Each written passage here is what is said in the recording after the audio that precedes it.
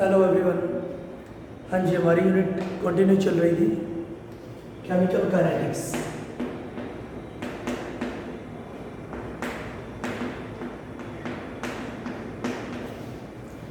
Last lecture में हमने किया था temperature dependence rate of reaction, और हम पढ़ रहे थे कि जब भी मैं टेम्परेचर को 10 डिग्री राइज करता हूँ तो रेट ऑफ रिएक्शन डबल हो जाती है। ठीक है, किसी भी रिएक्शन की जो रेट है या फिर रेट कांस्टेंट की वैल्यू है वो डबल हो जाती थी। ठीक है, फिर उसको हमने एक्सप्लेन कर लिया था अर्हेनियस इक्वेशन से। अर्हेनियस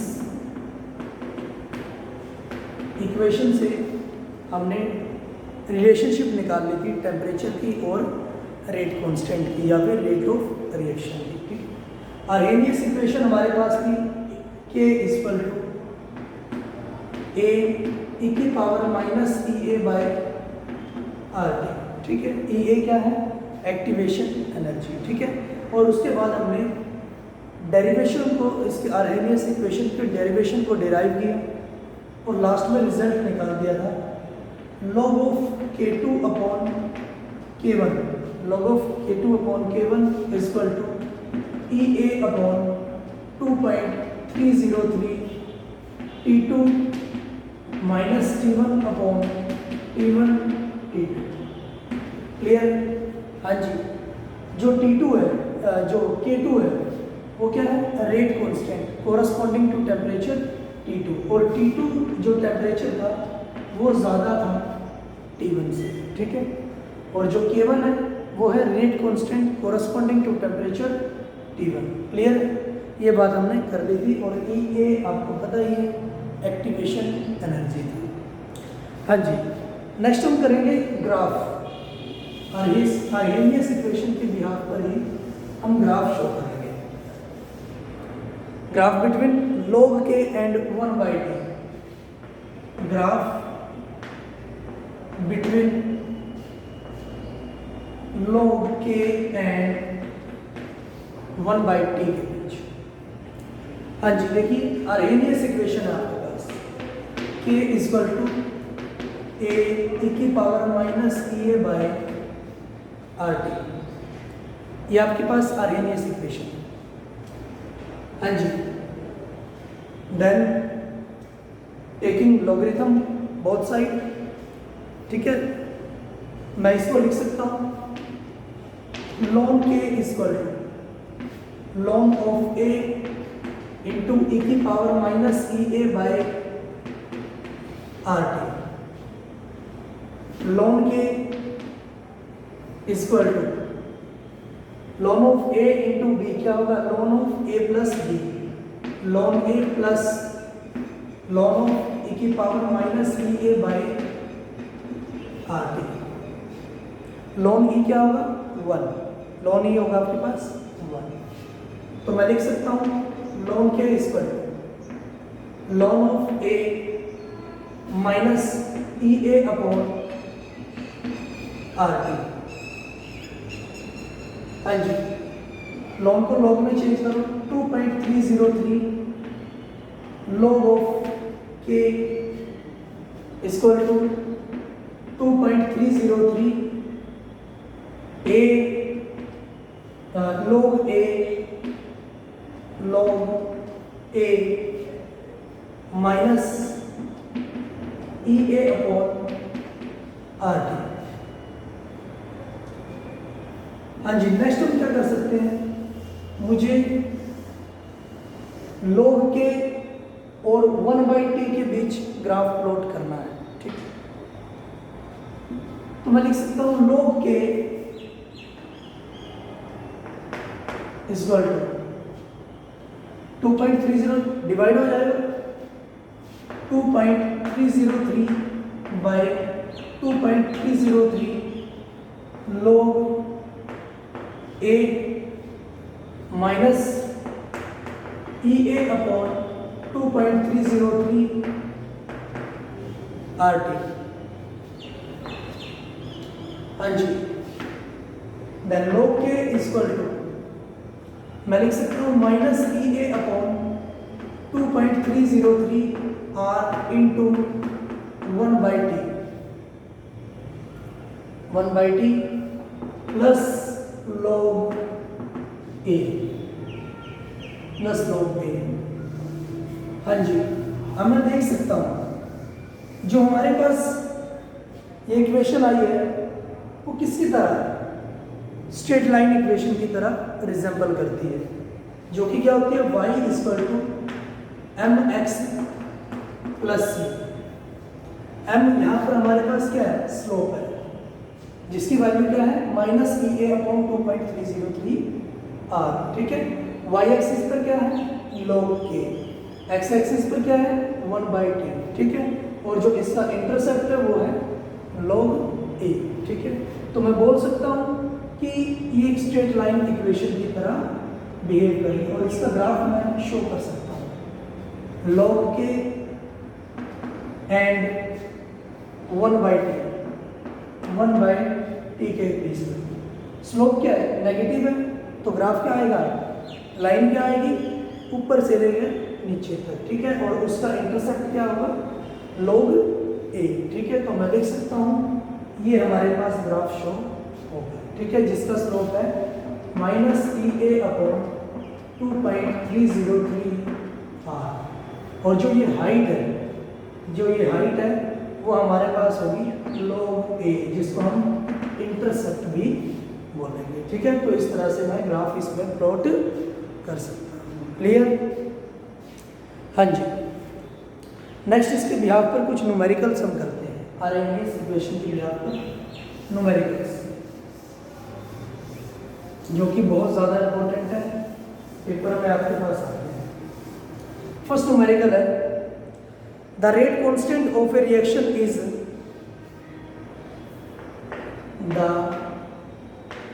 rate constant of A reaction is 1.2 × 10⁻³ per second, 10⁻³ per second at 30 degree Celsius, at 30 degree Celsius, and 2.1 10⁻³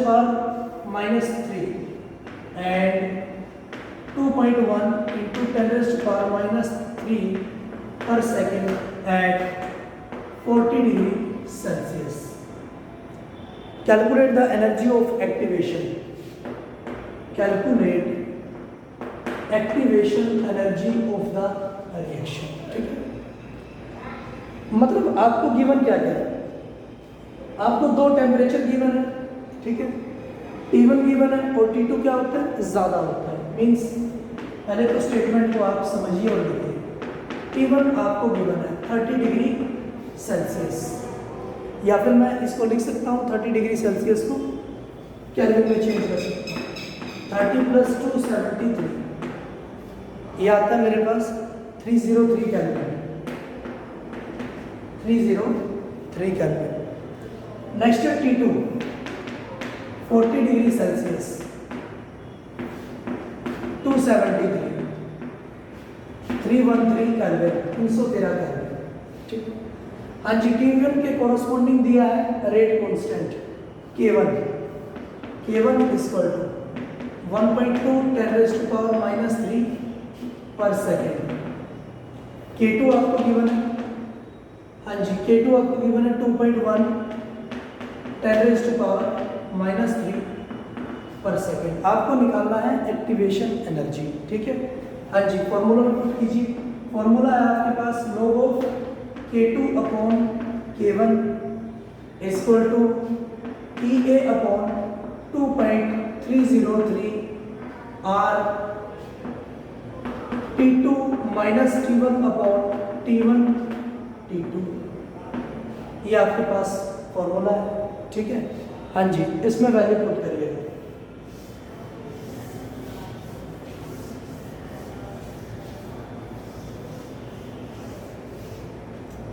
हाँ जी, log of K2 log of 2.1 × 10⁻³ पर सेकेंड log of K1 1.2 10⁻³ पर सेकंड से पर सेकंड कैंसल आउट हो गए। Unit conversion को आपको साथ लेके चलना है, ठीक है। EA upon equal to EA upon 2.303 R की वैल्यू क्या होती है 8.314 जूल पर केल्विन पर मोल, जूल पर केल्विन पर मोल, ठीक है। Into T2 minus T1 upon T1 T2 कितना है आपको 313 kelvin minus 303 kelvin divide by 313 kelvin into 303 kelvin, ये आपके पास आ चुका है। पर सेकंड से पर क्या सेकंड कैंसिल, हाँ जी।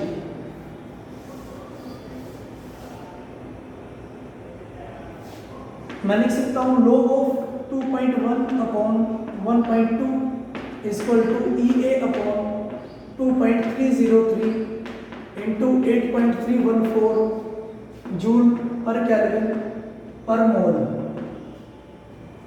हाँ जी, केल्विन को कॉमन ले लूंगा इंटू 10 केल्विन, ठीक है। 10 केल्विन मेरे पास ये आ चुका है 313 इंटू 303 केल्विन स्क्वायर, केल्विन का स्क्वायर, एक केल्विन से एक केल्विन कैंसिल, हाँ जी। ये पर केल्विन है, ये केल्विन है, एक केल्विन से केल्विन कैंसिल, ठीक है।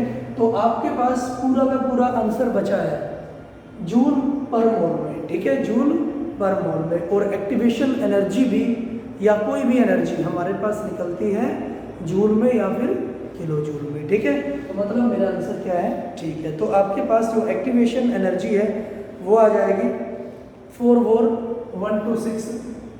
एक्टिवेशन एनर्जी सोल्व करने के बाद 44126.3 जूल पर मोल, या फिर मैं लिख सकता हूँ 44.12 या फिर 3 किलो जूल पर मोल, ठीक है, किलो जूल पर मोल। ये आपके पास आंसर आया है, क्लियर है। तो इस तरह के फॉर्मूला बेस्ड आपको न्यूमेरिकल करने हैं, ठीक है। एक और न्यूमेरिकल हम करते हैं, काफी इंपॉर्टेंट है।